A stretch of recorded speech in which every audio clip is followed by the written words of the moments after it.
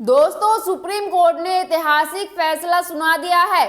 Modi ji, BJP समझ नहीं पा रही होगी कि करे तो करे क्या। 2024 चुनाव का समीकरण देश की सर्वोच्च न्यायालय ने सुप्रीम कोर्ट ने बदल कर रख दिया है। भ्रष्टाचार पर जो एक कानूनी जामा पहना दिया गया था, वो सुप्रीम कोर्ट ने इलेक्टोरल बॉन्ड्स को रद्द करते हुए उतार दिया है। सुप्रीम कोर्ट ने साफ साफ इलेक्टोरल बॉन्ड को असंवैधानिक करार दिया और 2024 चुनाव में इलेक्टोरल बॉन्ड का इस्तेमाल नहीं होगा।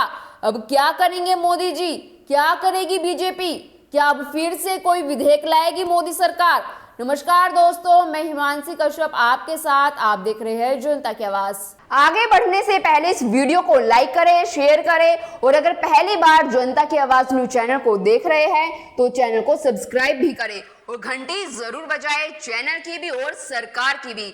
आज की नेशनल मीडिया के मुकाबले में जनता का साथ दीजिए और उसकी ताकत बनिए, जनता की आवाज बनिए और हो सके तो इसके लिए चैनल को ज्वाइन भी करें। सुप्रीम कोर्ट ने चुनावी बॉन्ड को असंवैधानिक करार देते हुए इसे रद्द कर दिया है।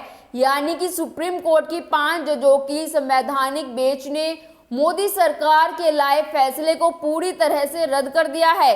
चीफ जस्टिस DY चंद्रचूड़ की अध्यक्षता वाली बेंच ने कहा है कि चुनावी बॉन्ड जारी करने में जो गोपनीयता बरती जाती है वो सूचना के अधिकार, कानून और मौलिक अधिकारों का उल्लंघन है, लिहाजा इसे रद्द किया जाता है और अब से स्टेट बैंक कोई भी नया चुनावी बॉन्ड जारी नहीं कर सकता। इसके अलावा सुप्रीम कोर्ट ने स्टेट बैंक को कहा है कि पिछले 5 साल में बैंक ने कितने चुनावी बॉन्ड जारी किए हैं, किस पार्टी को कितने बॉन्ड जारी किए गए, किस पार्टी को कितने पैसे का बॉन्ड जारी किया है, ये सब जानकारी 3 सप्ताह के अंदर इलेक्शन कमीशन को दी जाए। सुप्रीम कोर्ट ने इलेक्शन कमीशन को भी कहा है कि जब उसे सारी जानकारी मिल जाए तो उस जानकारी को इलेक्शन कमीशन की वेबसाइट पर प्रकाशित किया जाए। दोस्तों, क्योंकि सुप्रीम कोर्ट ने इतनी देर कर दी कि तब तक 16,000 करोड़ रुपए कुछ सालों में ही जमा हो गए। एक 30 दिन की विंडो बची थी लोकसभा चुनाव से पहले, जहां फिर से राजनीतिक दल फिर एक बार इलेक्टोरल बॉन्ड से पैसा लेते। राजनीतिक दलों का नुकसान समझे तो उनका 3-4 हजार करोड़ का नुकसान हो रहा है। दोस्तों, ये फैसला काबिले तारीफ है। इसका असर ये होगा कि इलेक्टोरल बॉन्ड स्कीम बंद हो जाएगी और जो कॉर्पोरेट्स की तरफ से राजनीतिक दलों को पैसा दिया जाता था, जिसके बारे में आम जनता को कुछ भी पता नहीं होता था, वो बंद हो जाएगा। इस मामले में जो पारदर्शिता इलेक्टोरल बॉन्ड स्कीम ने खत्म की थी वो वापस आ जाएगी। 5 फरवरी को वित्त मंत्रालय ने संसद में बताया कि 30 चरणों में अब तक 16,518 करोड़ रुपए के इलेक्टोरल बॉन्ड खरीदे गए। माना जा रहा है कि इसमें से सबसे ज्यादा बॉन्ड राजनीतिक पार्टियों ने भुना लिए हैं। तो सवाल ये भी उठ रहा है कि जिस स्कीम के तहत पार्टियों को इतना पैसा मिला, क्या वो पैसा वापस नहीं किया जाना चाहिए जब वो स्कीम ही रद्द कर दी गई है? अब सवाल ये है कि इस फैसले का आम आदमी पर क्या असर होगा। क्या अब आम आदमी जान पाएगा कि दुनिया की सबसे बड़ी पार्टी बीजेपी को चंदा कौन देता है और कितना देता है? क्या जनता को इस बात का पता चल पाएगा कि वो जिस पार्टी को वोट देते हैं उसे पैसे कौन देता है और उस पार्टी के पास कितना पैसा है? आखिर सुप्रीम कोर्ट के इस फैसले का चुनावी साल में क्या असर होगा? दोस्तों, चुनावी बॉन्ड राजनीतिक दलों को चंदा देने का एक तरीका है। इस व्यवस्था को मोदी सरकार ने 2 जनवरी 2018 को लागू किया था। तब सरकार ने इसके पक्ष में दलील दी थी कि इससे राजनीतिक फंडिंग में पारदर्शिता बढ़ेगी और सियासी दलों को चंदे के तौर पर ब्लैक नहीं बल्कि व्हाइट मनी मिलेगी। इस स्कीम में राजनीतिक दलों को चंदा देने के लिए कोई भी शख्स, कॉर्पोरेट या फिर कोई संस्था बॉन्ड खरीद सकती है। राजनीतिक दल उस बॉन्ड को बैंक में भुनाकर वो पैसा पार्टी के खाते में जमा कर सकते हैं। अभी तक देश में सिर्फ स्टेट बैंक ऑफ इंडिया ही चुनावी बॉन्ड जारी कर सकता है। इसके लिए देश भर में स्टेट बैंक के 29 ब्रांच इसके लिए अधिकृत है, जिनमें नई दिल्ली, मुंबई, कोलकाता, चेन्नई, गांधीनगर, चंडीगढ़, पटना, रांची, गुवाहाटी, भोपाल, जयपुर और बेंगलुरु की ब्रांच है।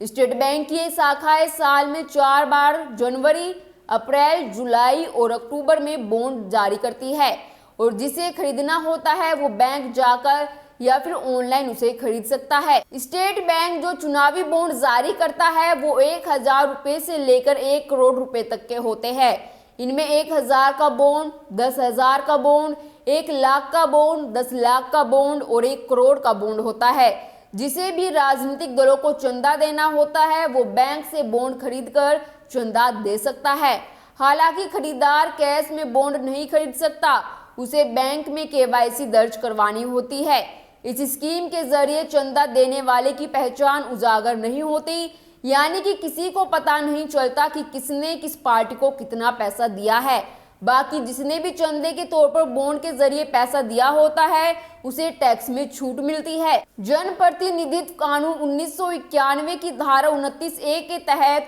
पंजीकृत राजनीतिक दल चुनावी बॉन्ड स्वीकार कर सकते हैं। इलेक्टोरल बॉन्ड से चंदा लेने की शर्त यह है कि उस पार्टी को पिछले लोकसभा चुनाव में कम से कम 1% वोट हासिल हुए हो। बॉन्ड खरीदने के लिए 15 दिन के अंदर पार्टी को वो रकम अपने रजिस्टर्ड बैंक खाते में जमा करनी होती है।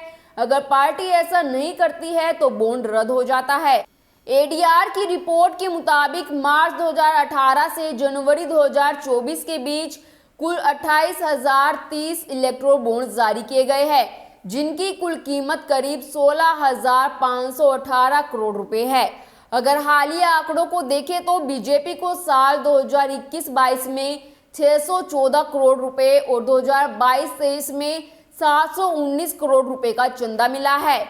वहीं कांग्रेस को 2021-22 में 95 करोड़ रुपए और 2022-23 में महज 69 करोड़ रुपए का चंदा इलेक्टोरल बॉन्ड से मिला है। सीपीएम को 2021-22 में करीब 10 करोड़ रुपए मिले थे, लेकिन 2022-23 में उसे महज 6 करोड़ रुपए का ही चंदा मिला। 2022-23 में आम आदमी पार्टी के करीब 37 करोड़ रुपए मिले थे। ये सब वो आंकड़े हैं जहां चंदे की रकम 20,000 रुपए से अधिक की है। उससे कम के चंदे का तो अभी कोई हिसाब ही नहीं। आप अंदाजा लगा लीजिए कि राजनीतिक दलों के पास आखिर पैसा आ कहां से रहा है और कितना आ रहा है। इस फैसले से आम आदमी पर कोई सीधा असर नहीं होगा, लेकिन इतना जरूर होगा कि अब आम आदमी को भी इस बात का पता चल जाएगा कि देश की राजनीतिक पार्टियों को चंदा देने वाले लोग कौन हैं। अब अगर किसी ने बीजेपी या कांग्रेस या फिर सपा बसपा आम आदमी पार्टी किसी को भी चंदा दिया है तो उसका नाम सबको पता चल जाएगा। अभी तक होता ये था कि 1000 रुपए से लेकर 1 करोड़ रुपए तक का चंदा लोग अपने अपने पसंद की पार्टी को दे देते थे, लेकिन कोई जान नहीं पाता था कि पार्टियों को चंदा दिया किसने है और उसने जो पैसा दिया है वो कितना है। लेकिन अब पिछले 5 सालों में जिन भी लोगों ने राजनीतिक पार्टियों को चंदा दिया है उन सब के नाम सार्वजनिक होंगे और सबका पता होगा। कुल मिलाकर लोकसभा चुनाव में महज चंद महीने बचे हैं। लोकसभा चुनाव में हर पार्टी बेतहाशा खर्च करती है, उसकी आमदनी का जरिया यही चुनावी बॉन्ड हुआ करते थे। लेकिन अब सुप्रीम कोर्ट ने चुनावी बॉन्ड को ही रद्द कर दिया तो आने वाले दिनों में सियासी पार्टियों को पैसे की परेशानी हो सकती है। खास तौर से ये परेशानी छोटी पार्टियों को होगी। बाकी बीजेपी और कांग्रेस जैसी पार्टियों पर इसका जो असर होगा वो कुछ दिनों के बाद ही होगा, क्योंकि अभी तक बीजेपी या कांग्रेस या फिर कोई भी पार्टी जो इस चुनावी बॉन्ड से करोड़ों रुपए जुटा चुकी है उसकी रिकवरी के लिए तो सुप्रीम कोर्ट ने कोई आदेश नहीं दिया। आपकी इस पर क्या राय है हमें कमेंट कर जरूर बताएं और बाकी खबरों के लिए देखते रहिए जनता की आवाज।